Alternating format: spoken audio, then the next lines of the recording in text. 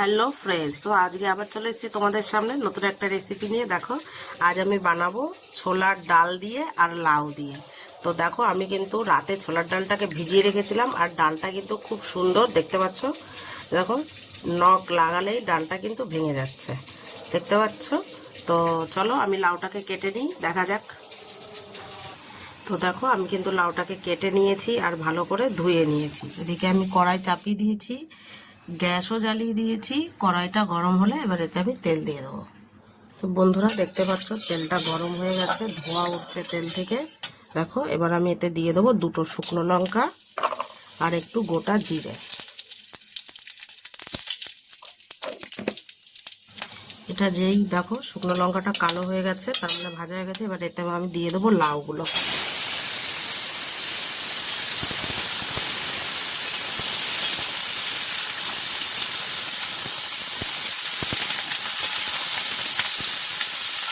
এবার আমি এর ভিতরে দিয়ে দেবো হলুদ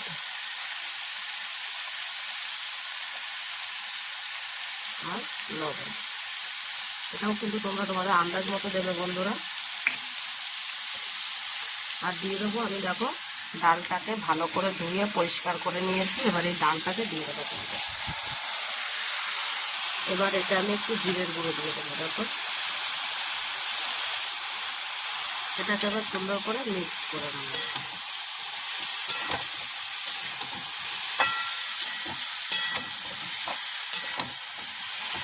গ্যাসের ফ্লেমটা কিন্তু হাই থাকবে এই টাইমে, একদমই লো করা চলবে না। এটাকে এইভাবে একটু কষিয়ে নিতে হবে।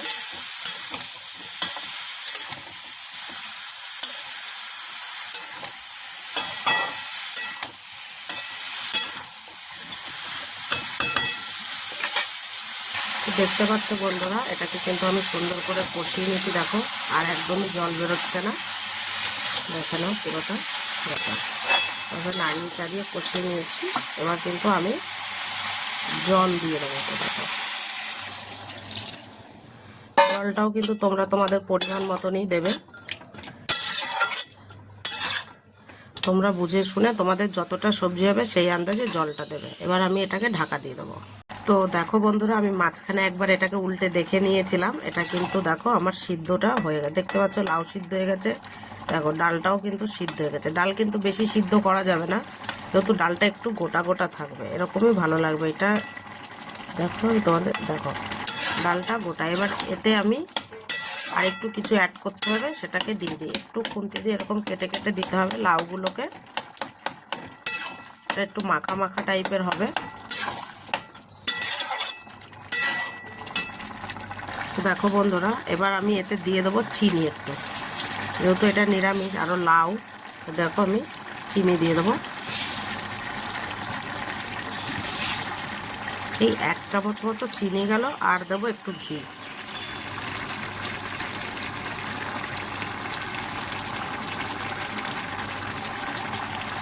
আমি কিন্তু রেড কাউয়ের ঘিটা বেশি ইউজ করি ঘরে। এটা কিন্তু খুবই ভালো, একদম দেশি ঘিয়ের মতন। এবার এটাকে পুরো মিলিয়ে দেবো।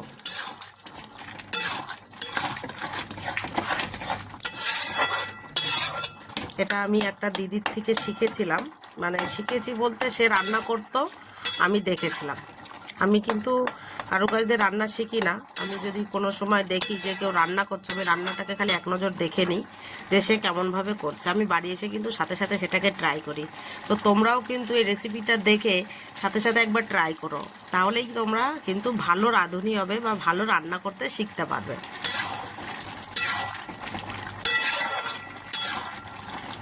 ঘিটা দেওয়ার পরে এর এত সুন্দর সেন্ট উঠছে, তো তোমরা দেখতে পাচ্ছ। এটা কিন্তু এটা সবাই খেতে পারে, বাচ্চা থেকে বুড়োতে। কোনো মশলাই যায়নি, পুরোটা কিন্তু একদম মানে অল্প তেল মশলা, একদম কম, সাদা খাবার যাকে বলে সাদা। এটা কিন্তু আমার রেডি হয়ে গেছে, আর একটুখানি হবে। জলটা আর একটুখানি শুকিয়ে দেবো, তো এটাকে আমি তারপরে নামিয়ে দেবো। তো দেখো, এটা কিন্তু একদম আমার রেডি হয়ে গেছে। এর ঝোলটা এটুকুই নামিয়ে দেবো, যেহেতু এটাতে আবার একটু ঝোলটাই ডালে ঝোল টেনে নেবে। তো বন্ধুরা, তোমাদের যার যার ভালো লাগে এইভাবে ডালের সাথে লাউ খেতে। আবার মুসুরির ডালে তো পাতলা করে হয়, এটা কিন্তু অন্য ধরনের, এটা ছোলার ডাল দিয়ে। তো তোমরাও বাড়িতে এভাবে ট্রাই করে অবশ্যই বাড়ির সদস্যদের খাইয়ে তাদের কাছ দিয়ে নাম কামিয়ে নাও, একদম বাহ বাহ করে দেবে তারা। আর তোমাদের যদি রেসিপিটা ভালো লেগে থাকে তো ঝটপট করে তোমার ওই মিষ্টি আঙুলটা দিয়ে একটা লাইক, একটা কমেন্ট আর একটা সাবস্ক্রাইব করতে ভুলো না। যেহেতু সাবস্ক্রাইবটা যদি করে ফেলো তাহলে আমার চ্যানেলে যে নতুন নতুন রান্নার রেসিপিগুলো আমি ছাড়বো সেগুলো সবার আগে তোমাদের কাছে পৌঁছে যাবে। তো বন্ধুরা বাই, গুড বাই। তো তোমরাও কিন্তু এভাবে করতে থাকো। আমার সবজিটা হয়ে গেছে রেডি, একদম একদম পারফেক্ট রেডি হয়ে গেছে। আর ঘিয়ের যে স্মেল বেরোচ্ছে কি আর বলবো। তো বন্ধুরা তোমরা ভালো থাকো, সুস্থ থাকো আর ভালো ভালো রান্না করে খেতে থাকো।